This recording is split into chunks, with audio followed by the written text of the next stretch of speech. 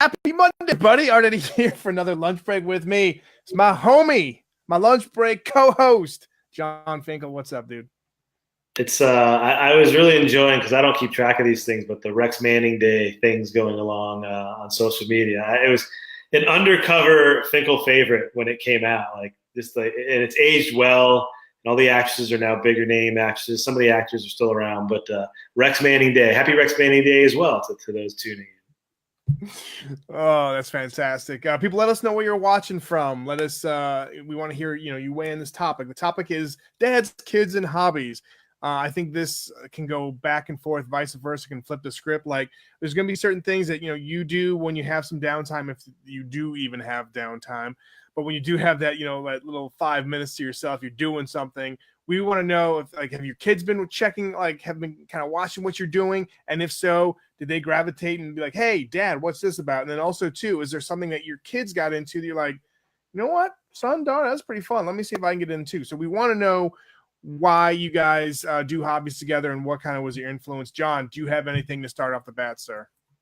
Well, it's interesting because for some reason I was thinking about stuff that they picked up on their own.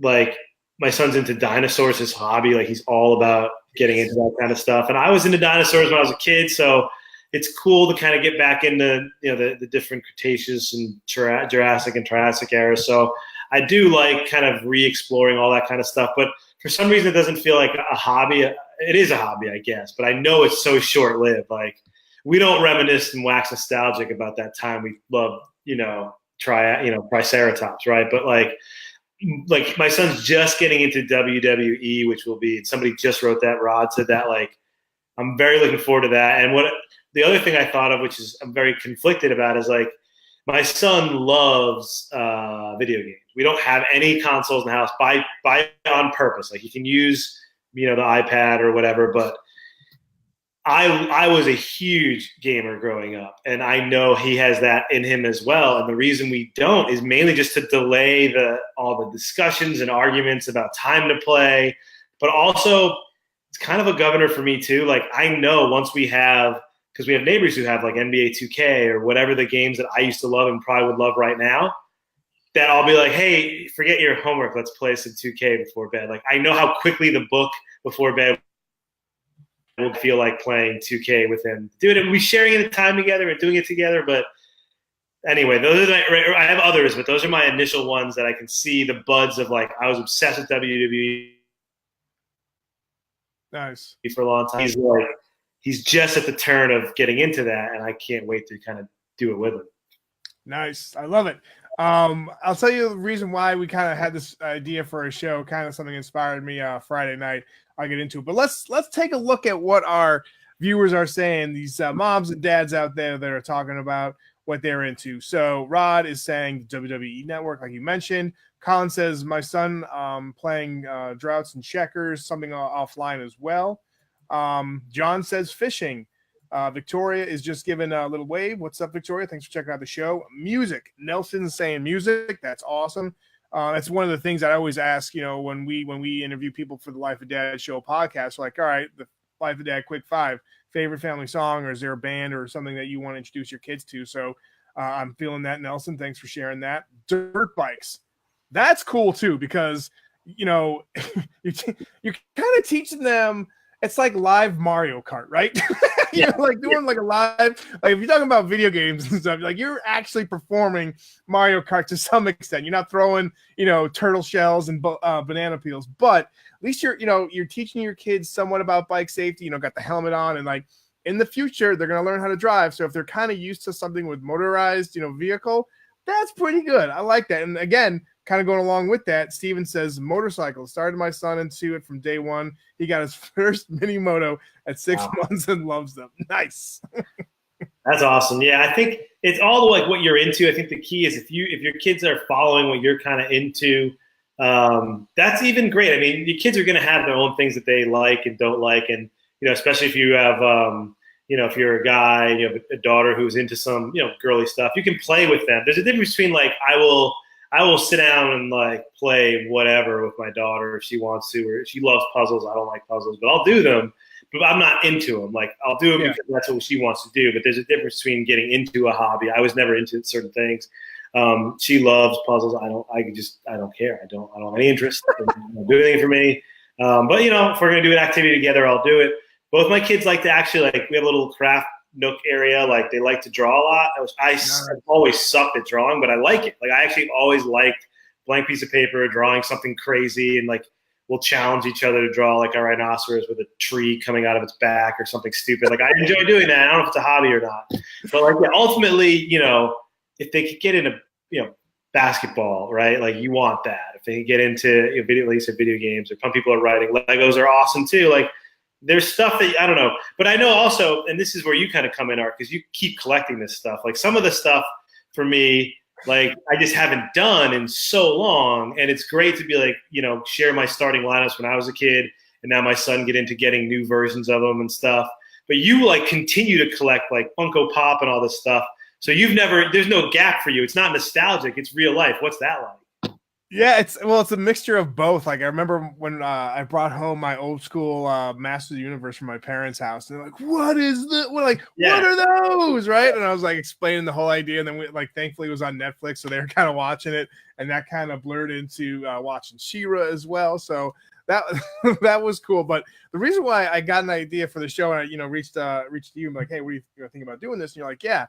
So Friday night on my iPad, I had this app that you can kind of have two turntables. So it just mixes all of your, music on iTunes. You can kind of just do some things. And so when the kids were getting ready to bed, we were just playing some music and just hanging out. And I was like scratching. And my daughter's like, my youngest, she's like, "Hey, when are you gonna bring out your real turntables?" And I want to learn how to do that. I was like, okay, cool. So I brought that stuff down. I have 2 crates of like mostly rap music and certain songs that I'm probably not gonna like play with right now. But I have I had like Prince's Purple Rain, the whole album, and like there's Rob bass, and my favorite song to scratch to was or just mix was "It Takes Two" by DJ Easy. Oh my god, DJ Easy Rock bass. And I was just like, I can't wait to have my daughters check that out. I gotta buy a new mixer because my mixer is just fried right now, but she was just like all excited about that. And so not only was I excited to show her, but she was excited to like get on the ones and the twos. So we'll see what happens, but like that kind of was like, yeah, I can't. And I was like, go out and get a little finger lick to make sure you get this thing going a little bit. Like, honey, you don't want to just do this. Occasionally, you want to get one of these and then get really good to scratching. So that's been huge. And like you mentioned too, with Legos, like someone, Paul mentioned Lego. Like my daughters were into Legos, and all of a sudden I got I know that people like do the parenting. Parents have that like those books on colorings for like just kind of like veg out and just relax. Building Legos, especially like Star Wars Legos, like that's something I like to do. So my kids and I do that. So you're right. It's like mixing of like back in the day collecting to now. And so my kids and I definitely collect Funko Pops together. And I think one of the biggest things that maybe it's not a hobby, but when we got into Taekwondo, we all did as a family. And I thought that we enjoyed that. So that was one of the things. You stopped because your daughter started choking you out, right? You just had it too embarrassing. So true. Shh. Things you tell someone in confidence, right? I love it. We got our boy Kelly. He's saying pump up the jam. I actually have Technotronics pump up the jam and Mars pump up the volume. So don't you worry. You have knock cams in there? No, I don't. No. He could go. That was awesome. We got Ronnie saying trying to pass my 2-year-old son on how to sleep early, but I failed many times. Or sleeping early like that. Jay saying my family is into martial arts. From my father down to my grandkids. That's great. I have girls and they collect Hot Wheels and they're into cars and motorbikes. That's great. That's awesome. Evelyn's saying gardening, something everyone needs to know and something about. Yeah, no joke. Like when I was up in New Jersey and there was like Hurricane Sandy, and we lost power for 2 weeks. And of course, like I think the number one show at that time, well, I mean, I think it's kind of down now, but Walking Dead, right? You almost had that I wrote an article on Life of Dad called The Walking Dad, just a spoof on like trying to find gasoline, trying to find food. And my friends and I in that area, like, we should probably learn how to grow a garden. It kind of seems easy, but like if you break it down, not so much. So when we moved here, we joined the Y, our local Y, and then there was also like a family garden that they donate food to the needy. And so I was like, well, better time. So like my family and I, we all like learned how to kind of like garden and like the steps. Like we wake up early on a Saturday morning, go and help out. So Evelyn, totally agree with you on that. Dad of two from Ontario, Canada. What's up, Rick? Thanks for checking out the show.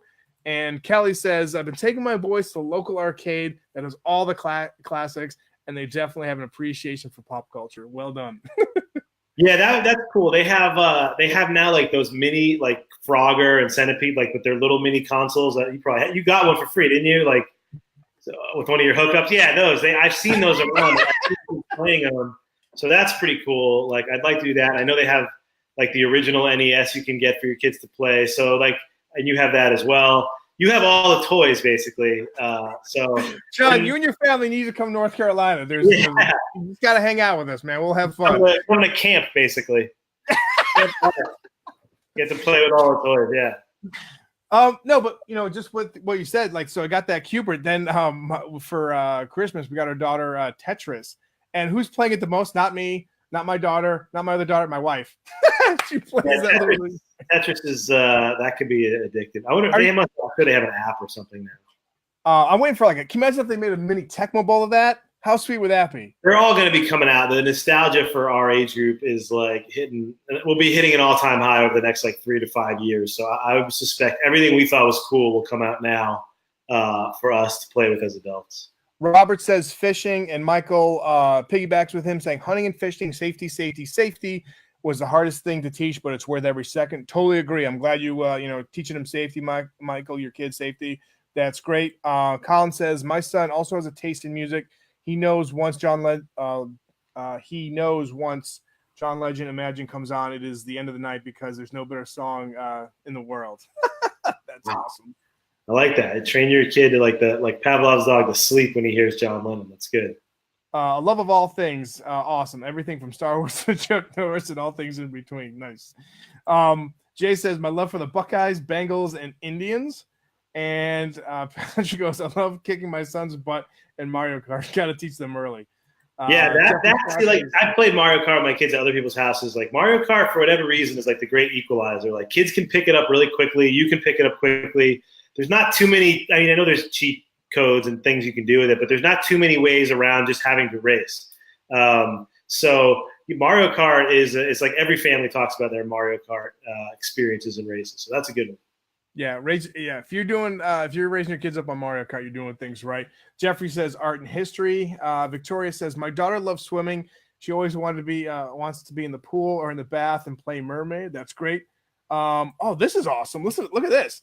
Sam, my 7-year-old daughter helps me build gaming PCs. That's legit right there, man. And I gotta think, Steve, Sam, if you're still watching, think about not only you playing games, but you're building a platform, you're building a PC that you're playing the games on. I'm guessing she has more of an appreciation for those games. I'm guessing, right? Yeah, with the STEM, right? That they're trying to get it into, to be able to. I don't think it's coding probably, but I'm sure it's awesome, circuitry stuff that.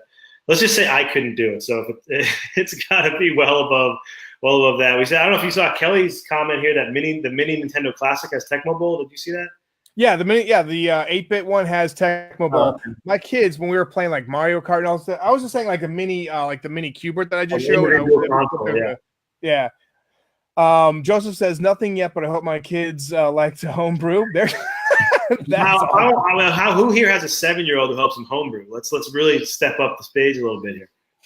That's fantastic. Where else? There was something also. So Rod goes 3 Xbox Ones in my house. One for me, one for my wife, gamer family right here, and one for the kids. Nice. That's unbelievable. Check this out, Scotty. My son has made a mixed CD for my 5th birthday, for his 5th birthday, and gave them to people as parting gifts instead of gift bags. That is awesome. I love that. I mean, I guess you have the. Where do people play mixtapes, right? Because you have to have the boombox at least with the two cassette A, cassette B. Yeah, that was always awesome making a mixtape. It was great, but I wouldn't know where to play it now.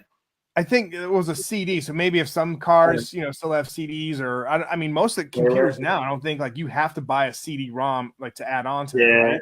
Yeah. The best thing about the mixtape was because back then the only way you could label it was truly with a Sharpie on that line of the Dolby thing. Yeah. And you didn't want it. You didn't want it to be mixtape 1, Summer Jam or October '93. Especially if it was for a girl, you had to come up with something awesome. That was my favorite part of the mixtape was the naming of the mixtape. basketball jams, like you'd be playing in the summertime, right, with the Z, because it, of course, can't be a Z.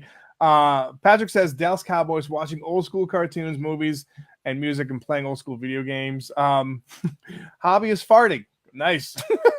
Awesome. Listen, we all are born with an inherent ability to do that. So why not capitalize? Kung Fu and superheroes. Nice. Kelly again says, Nate says never missed a monster truck show since they were born, and the oldest is 10, youngest is 1. That's fantastic. We had a show a few weeks back on monster truck, and a lot of people love taking their kids to it. So I'm taking my son every year. It is it's funny. It's for some reason it's awesome, and I think we'll go every year. But like when the week before, we kind of go online and start looking at all the monster truck stuff, and then once we leave, it's kind of like just out of your head till like all the way through a year when you almost come back. It's not like WWE, you follow it every week, but it is an awesome show as we talk about. Kelly again is weighing in. Appreciate all what you're saying to us, Kelly. This is great. I'm a huge Cowboy fan. I've gotten my kid into football somewhat, and I love and also love the trash talking. My youngest started to cheer for the Eagles and all the teams, and just to talk smack. That's awesome. Yeah, I would take that. We've had the conversations about what your kids are into sports wise. Like, I'll take that as long as they're into sports. I'll take it. Doesn't matter. Owen says annoying my wife. That's his hobby. Hobby. Kids are good at that bandwagon. Watch out, sir. Yeah, kids are good at that too. That's easy. We got a couple more things we're gonna finish up with, but I gotta get your take on this, my friend. Being a Celtics fan, and I was listening to ESPN Radio this morning at the gym, and I wanted to see your thoughts. Recently, I guess there's a because obviously Paul Pierce, former Celtics, he was called whatchamacallit. He's called The Truth is his nickname, and so there's a show on ESPN where it's like he does Truth Serum, and he was asking, like, they asked the question, whose career was better, his, Paul Pierce's, or Dwayne Wade, or who would have a better career if like things were equal or something like that. And Paul Pierce goes, "Oh, obviously be me. If I had Shaq, if I had LeBron, all this stuff." And like the whole staff, the rest of the crew on that show were like, "What are you talking about?" So I want to. What's your thoughts on the Truth? I'm gonna say I will never say a bad thing about Paul Pierce. The beauty of Paul Pierce's career for me is that he was overlooked in the draft. I mean, he went 10th, but like he didn't come in as highly touted. He was skipped over by a lot of teams. He came onto a team that had, Antoine Walker, who was a young kind of star at the time, had really nobody else for years. He went through all the ups and downs, winning seasons, losing seasons. Then like they went to Eastern Conference Finals with a junk team. Then they had really losing seasons. And then he was able to recruit Ray Allen and Kevin Garnett, and they got Rondo, and they ended up winning the championship and all those kind of things. And proven, what I'm saying is when he had the talent around him that he needed, he was just every bit as good. I think the way I would put it is his ceiling was the exact same or better when he was playing the best as Dwayne Wade. I think I would put his run in 2008 and a couple of those stretches in 2009 and 2010 up with anybody in basketball. But if you're just putting – this is all qualifying to say if you're just looking at their careers, it'd be hard not to objectively say Dwayne Wade had a better career. But I will say, for me, Paul Pierce had a better career. Nice. I want to get a true Celtics fan take on that, so thanks very much. And what you're saying is, for Paul Pierce, the ceiling is the roof. The ceiling is the roof. He knows that. I know that. You know. All right. Very cool news right now. All right. Actually, hold on. What does Steve say? We got to say, I also teach my son how to detail cars. He is now 3, except my Jaguar XF. Woo! Look at that ride, man. Yeah. Nice. All right. Today is April 8th. Less than a month. This book is going to be out in stores. Less than a month. I am, and so are you, because we wrote this together, are so freaking excited. Go to Barnes & Noble, Amazon, Books A Million, pre-order this book. Like I said, it's just, again, with the people who've been showing their support. We had Sean Kingbird on because he did a pre-order and he showed us the link. If you want to be on this show or if you want to be on a podcast, just send me or John a screenshot of this. You can email me, art@lifeofdad.com. We'd appreciate the support.